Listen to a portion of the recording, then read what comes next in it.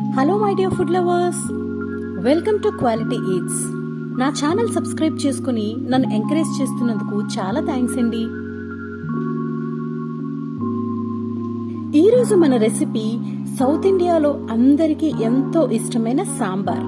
ముందుగా 70 గ్రాముల చింతపండు తీసి నీళ్లు పోసి నానబెట్టుకుందాం. కుక్కర్లో 1 కప్పు కందిపప్పు తీసుకొని వాటర్ వేసి బాగా కడిగి 1 కప్పు కందిపప్పుకి 3 కప్పులు నీళ్లు పోసుకొని 4 నుండి 6 విజిల్స్ వచ్చే వరకు ఉడికించుకొని చల్లారిన తర్వాత బాగా మెదుపుకుందాం. మిక్సీలో వేయకూడదు. చింతపండు కూడా బాగా రసం తీసి పక్కన పెట్టుకుందాం. మందపాటి ఒక గిన్నె ఆర్ బాండి తీసుకుని 2 టేబుల్ స్పూన్ నూనె, 1 టేబుల్ స్పూన్ ఆవాలు, 1 టేబుల్ స్పూన్ జీలకర్ర, 1 టేబుల్ స్పూన్ మినపప్పు, వెల్లుల్లి, కరివేపాకు, 2 ఎండుమిరపకాయలు, 1 టేబుల్ స్పూన్ ధనియాలు, మెంతులు వేసి చిటపటలాడే వరకు వేయించుకుందాం. వెల్లుల్లి లేనప్పుడు చిటికెడు ఇంగువ కూడా వేసుకోవచ్చు. దీనిలో 3 పచ్చిమిరపకాయలు, 1/2 కప్పు ఉల్లిపాయలు వేసుకుందాం. చిట్టి ఉల్లిపాయలు కట్ చేయకుండా వేసుకుంటే చాలా బాగుంటాయి. 1 టమాటో కూడా కట్ చేసి ముక్కలు వేసుకుందాం. ఇందులో 1/2 కప్పు వంకాయ ముక్కలు, 1/2 కప్పు ములక్కాయ ముక్కలు, 1/2 కప్పు ముల్లంగి, 1/2 కప్పు క్యారెట్, 1/2 కప్పు సొరకాయ ముక్కలు, 1/2 కప్పు బెండకాయ ముక్కలు వేసి వేయించుకుందాం. ఇంకా ఏమైనా వెజిటబుల్స్ కావాలంటే వేసుకోవచ్చు.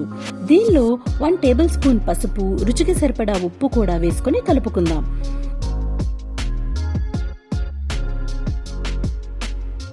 దీనికి 2 టేబుల్ స్పూన్ కారం కూడా యాడ్ చేసుకుందాం.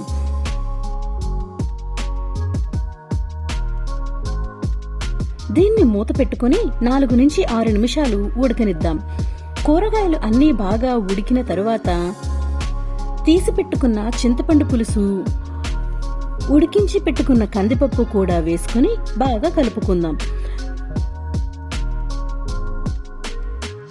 2 కప్పుల నీళ్లు కూడా వేసుకుని బాగా మరగనిద్దాం. మన ఇష్టాన్ని బట్టి నీళ్లు ఎక్కువ గాని తక్కువ గాని వేసుకోవచ్చు. సాంబార్ బాగా మరుగుతున్నప్పుడు 1 టేబుల్ స్పూన్ బెల్లం కూడా వేసుకుందాం. బెల్లం సాంబార్ టేస్ట్ ని బ్యాలెన్స్ చేస్తుంది. దీనిలో 1/2 కప్పు ఫ్రెష్ గా తురిమిన కొబ్బరికూర కూడా వేసుకుందాం.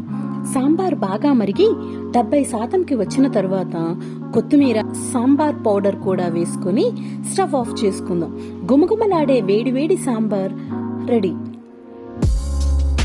అన్నంలో సాంబార్ వేసుకుని అప్పడం, బంగాళదుంప ఫ్రైతో తింటే చాలా అద్భుతంగా ఉంటుంది. సాంబార్ పై మీ అభిప్రాయాలు కింద కమెంట్ బాక్స్ లో మెన్షన్ చేయండి. అలాగే మీ సలహాలు కూడా. Thank you for watching.